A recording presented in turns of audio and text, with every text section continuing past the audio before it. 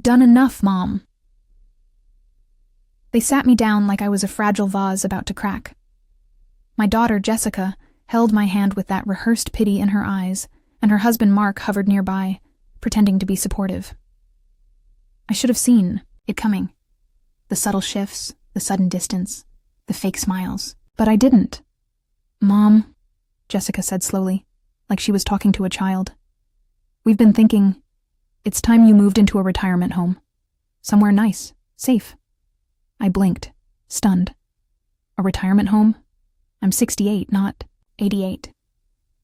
It's just, you're alone now, and the house. It's too much for you. We found a wonderful place just 30 minutes away. They have group activities and a lovely dining area. Stop. My voice came out sharper than I intended. Are you trying to put me away? Jessica flinched. Mark jumped in quickly, too quickly.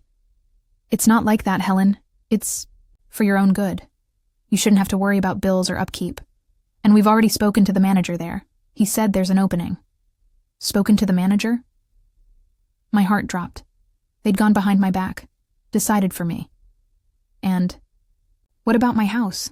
I asked, though I already feared the answer. They exchanged glances. Then Jessica said it, the sentence that shattered whatever illusions I had left. We thought it'd be best if we sold it. The market's good right now, and it's just sitting there, you know? You don't use most of the rooms anyway. My mouth went dry. That house wasn't just walls and a roof. It was my life.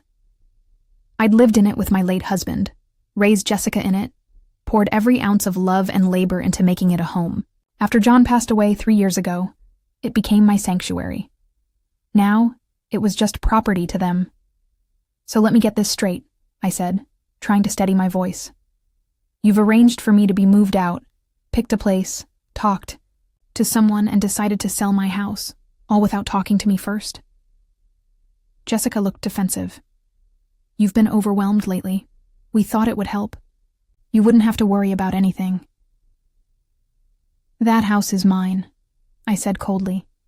It was left to me, and I'm not going anywhere. Mark scoffed, just barely. Technically, it's still in both your and John's names. You never had the deed updated, and since it was a joint ownership, it's legally complicated. I froze. My breath hitched.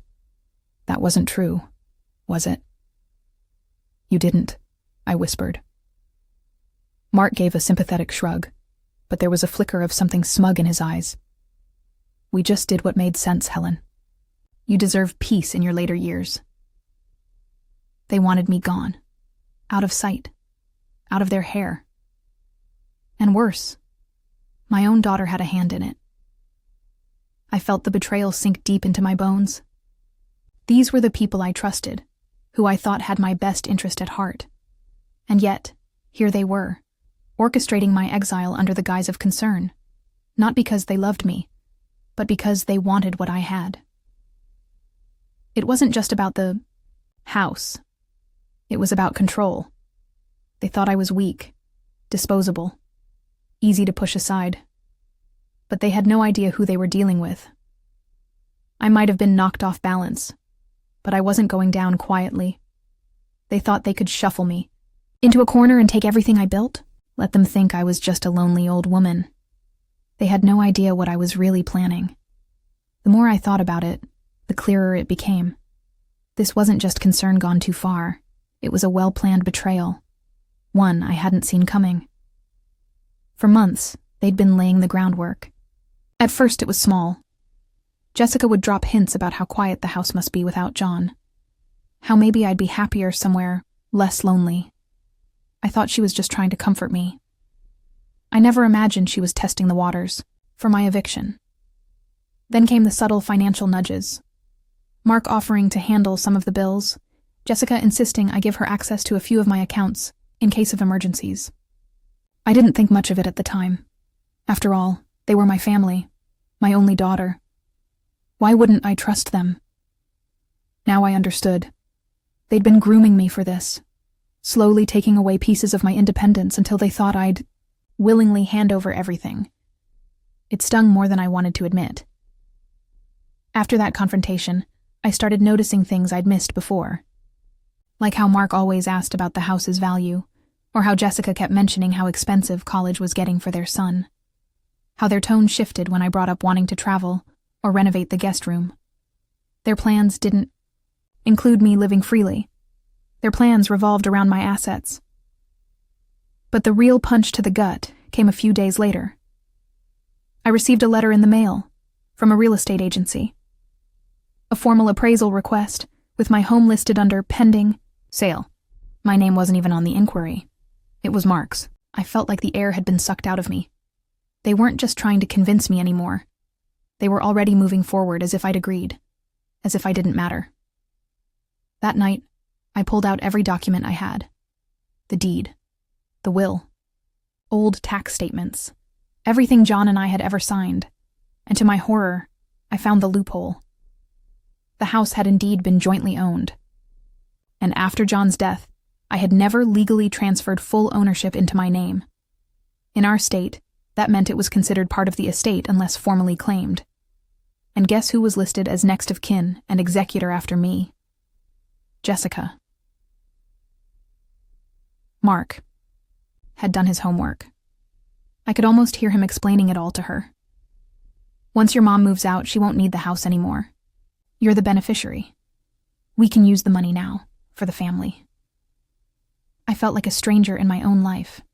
My own daughter, who I had raised with every ounce of love I had, was willing to throw me aside for financial gain. I wasn't even worth a conversation.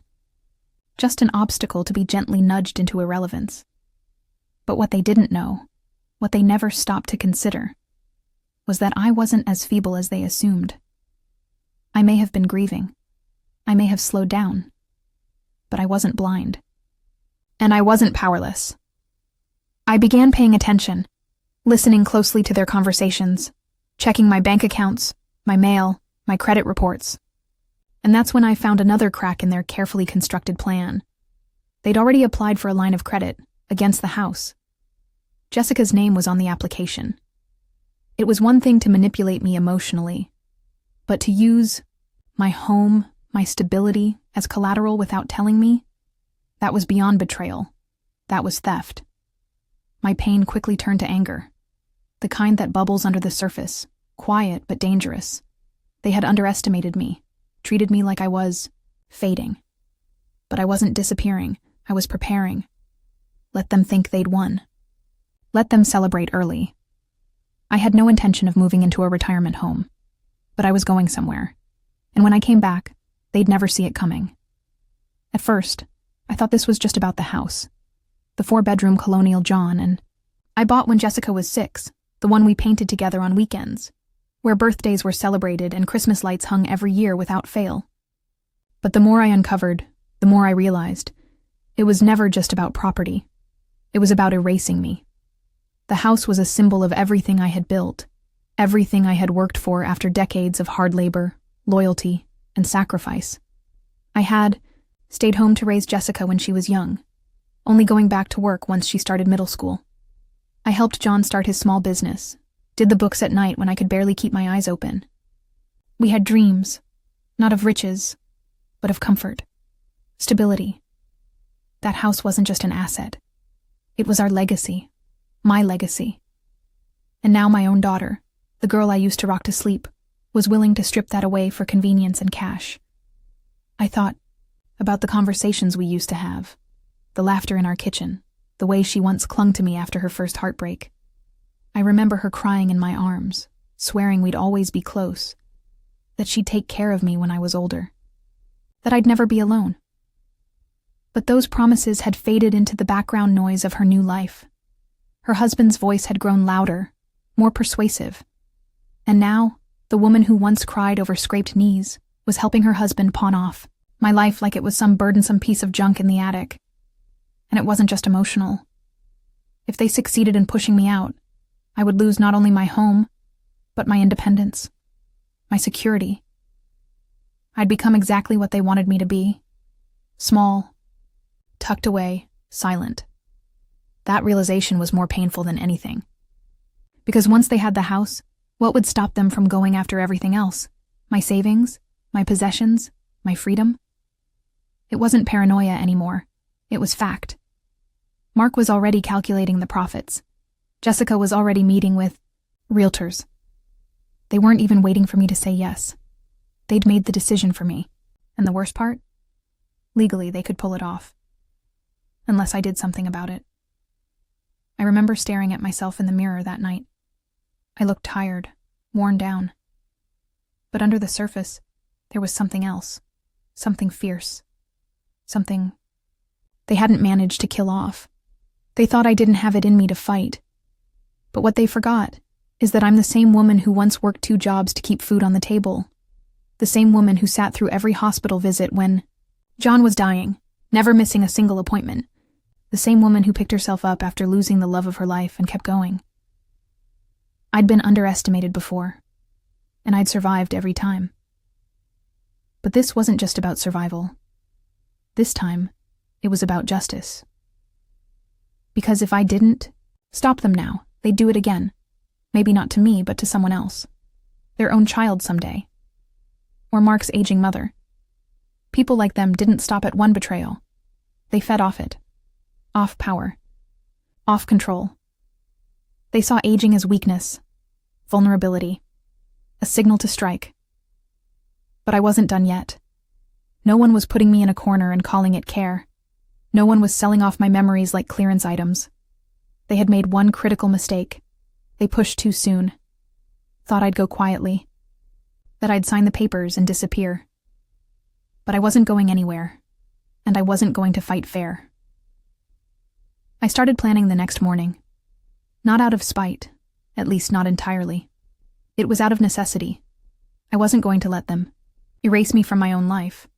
But I also wasn't going to stoop to their level and scream or beg. That's what they expected. And people like Mark? They feed off weakness. So I gave them silence, smiles, polite nods, and behind the scenes, I began preparing my counterattack. Step 1. I needed legal clarity. If they were using the old deed as a loophole, I had to understand where I stood. So I called a lawyer, one that John and I had used when we updated our will a few years before he passed. I explained the situation, careful to stick to facts and not emotions. The lawyer was quiet for a moment, then said something that made my pulse quicken. Helen, if your husband's estate wasn't fully probated after his death, that could work against you. But if we can prove you've been living there, maintaining the property, paying taxes and upkeep, we can build a case for rightful ownership. That was the break I needed. I had the receipts, every utility bill, every property tax statement, every grocery list and repair invoice since John passed. All in my name. But I didn't stop there. Step 2. I needed to understand what they had done. I pulled my credit report and scoured it line by line. Sure enough, there it was. An application for a home equity line of credit in my address, under Jessica's name as a joint owner. Denied, thankfully, but it proved intent. They were gearing up to take what wasn't theirs. That gave me leverage. Next came step 3. Surveillance. No, not hidden cameras or anything illegal. Just observation. I began recording conversations. Not on tape, but in a journal. Word for word. Dates, times, who said what. Anytime Jessica or Mark mentioned the house or the move in, I wrote it down. It seemed obsessive at first, but I knew if it came down to a legal fight, I'd need evidence, something to show how premeditated their actions had been. Then came the social media dive. Mark was careless, smug even. He'd posted a photo of a new car, making moves this year. Just days after that first confrontation, I found another post buried in Jessica's Facebook timeline, a message to a friend that said, "Once Mom moves, we're finally upgrading. Can't wait to get her kitchen remodeled." The photo underneath, my kitchen. And the final piece? Step 4. I met with the director of the retirement home they had scoped out for me.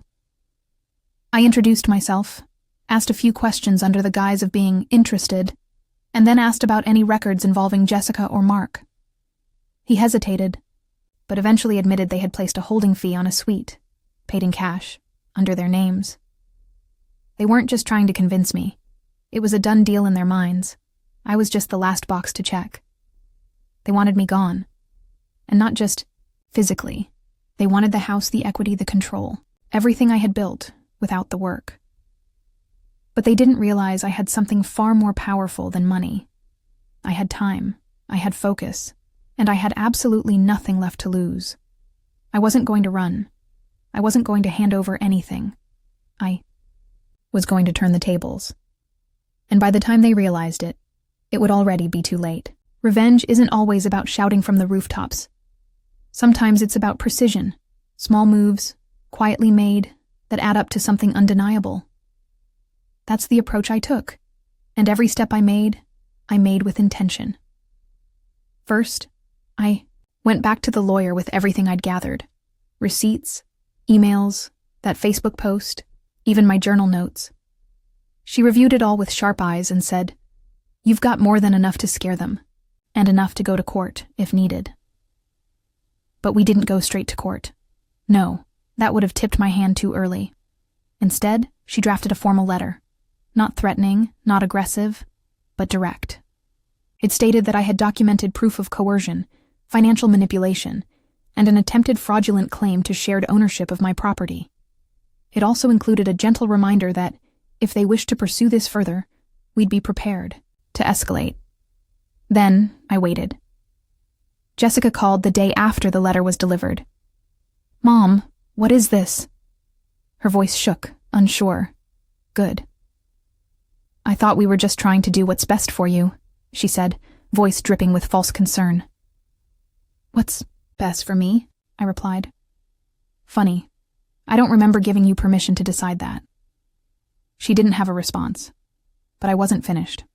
I told her I'd also spoken to the retirement home director, and that I knew about the deposit she and Mark had made in my name, that I had copies of every attempt they made to profit off my property. Her silence was deafening. Mark called next. He wasn't as calm. "Are you trying to ruin our lives?" I almost laughed. Our lives? They tried to kick me out of my own house. And now I was the villain? "No, Mark. I'm just trying to protect mine." I didn't shout. I didn't cry. I was stone, and it rattled him. But I wasn't done yet. That same week, I made an appointment with a local estate planner. I rewrote my will, trust, and deed, this time locking everything down tight. No more gray areas. I even added a clause that barred Jessica and Mark from making any financial decisions on my behalf unless approved by a court-appointed advocate.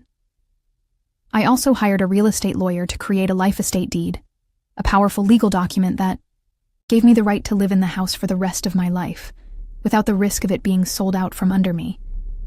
And when I passed, the property would go not to Jessica, but to a community organization that provided housing to elderly women, with no family support, women just like me. I felt something lift in my chest that day, like I could breathe again.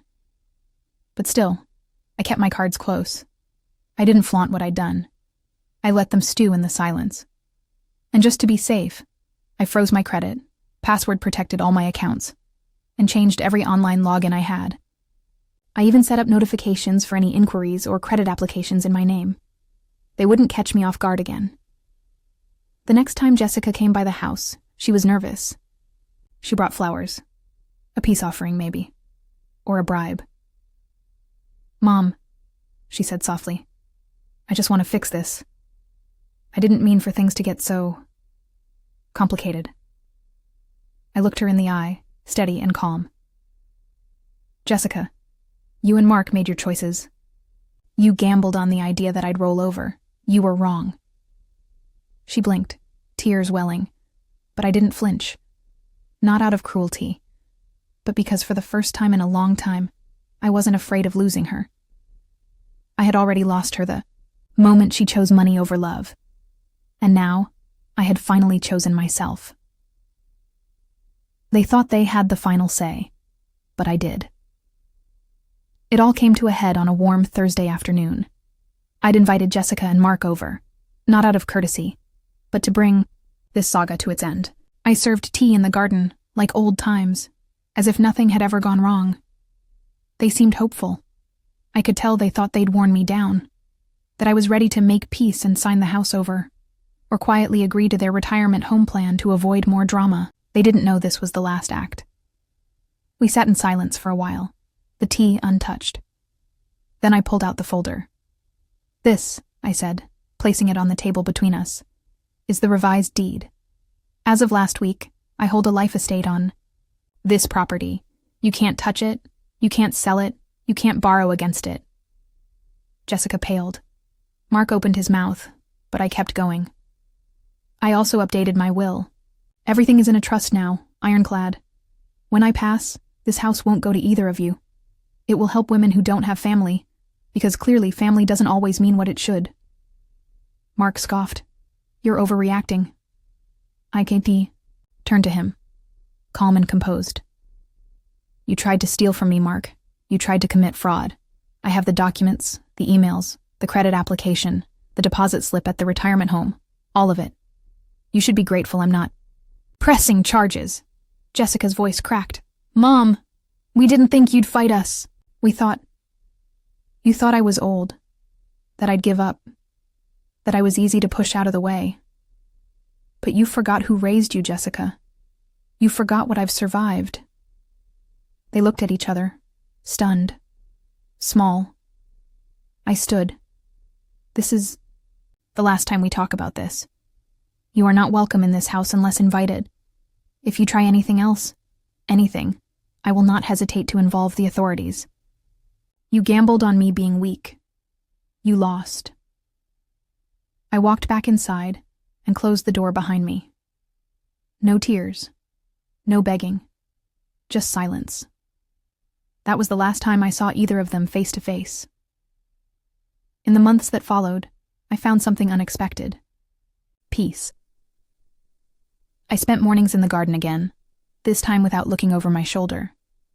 I joined a book club at the local library, volunteered at the community center, and for the first time in a long time, I felt alive, not surviving, not coping, living.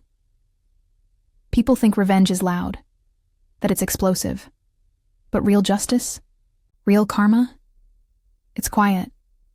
It's when you don't need to raise your voice, because your truth speaks louder than anything else.